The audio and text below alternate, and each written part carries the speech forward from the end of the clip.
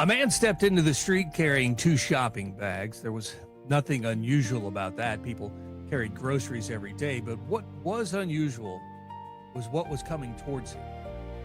A column of tanks, machinery of one of the most powerful governments on earth. And standing between those tanks and the road ahead was one man with two shopping bags. The world does not know his name. The world doesn't know where he came from or where he was going. The world doesn't know what happened to him afterwards. History simply remembers him as Tank Man. But to understand what happened that morning, you have to begin the night before, actually weeks before. The year was 1989. China was changing. The economy was opening. People were becoming more prosperous, but political freedom remained tightly controlled. And across the country, especially among students, frustration was growing. They wanted something simple: the freedom to speak openly, the freedom to criticize corruption, the freedom to have a voice in their own future. So they gathered by the hundreds first, then the thousands. Eventually, hundreds of thousands filled Tiananmen Square. Students, workers, teachers, ordinary citizens. Some camped in the square for weeks.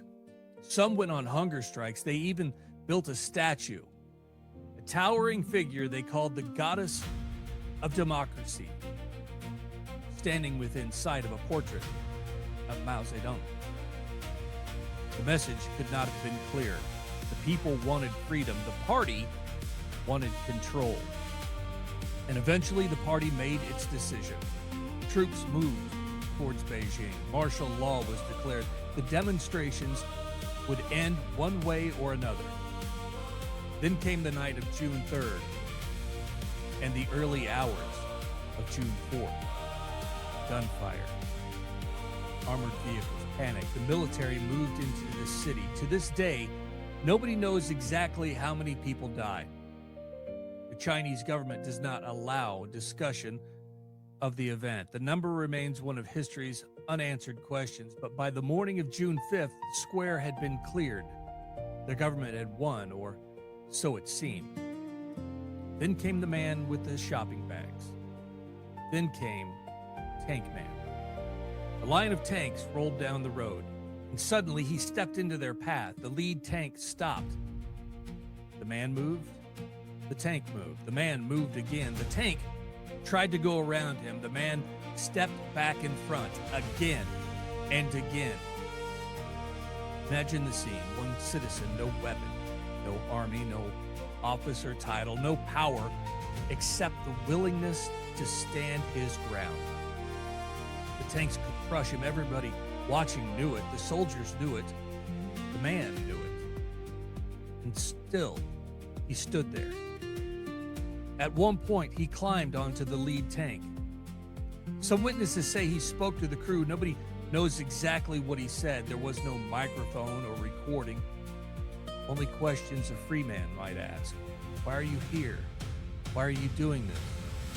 Why are you turning your weapons against your own people? Then he climbed down. Once again, stood in front of the tanks. Eventually, other people rushed forward. They pulled him away, and the tanks continued, and the man disappeared into history. What happened to him afterward remains unknown. Some say he was executed. Others say he escaped. Some claim he lived quietly under another name. The truth is, nobody outside the Chinese government really knows, but perhaps that uncertainty is part of what gives the story its power. Because Tank Man was never important because of who he was important because of what he represented. Throughout history, governments have possessed armies. And yet, again and again, the greatest threat to unchecked power has been a single individual willing to say no. The protests ended, but the image survived, an image so powerful that one of the largest governments in the world still works to suppress it decades later. Think about that. A government of more than 1 billion people still fears a photograph of one unknown man standing in the street because deep down, every authoritarian system understands something. Power is strongest when people believe resistance is impossible. And Tank Man reminded the world that it isn't. And that's another story in freedom's long history.